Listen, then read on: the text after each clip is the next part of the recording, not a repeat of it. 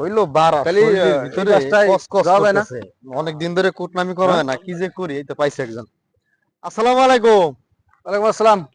কি অবস্থা মামুন, আপনার খবর কি? ভালো আছেন?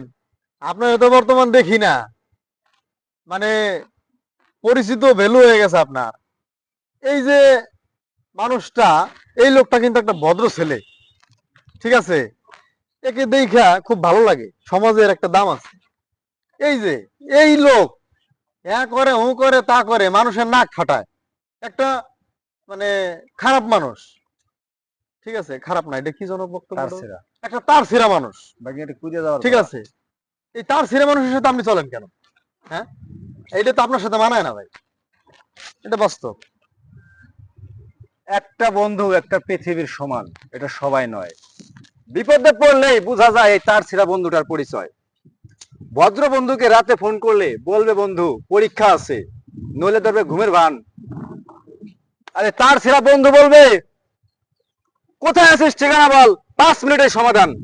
আমার এমন কিছু বন্ধু আছে যাদের হয় না কোনো তুলনা। রক্তের সম্পর্ক না থাকলেও এরা যেন মায়ের পেটের ভাই।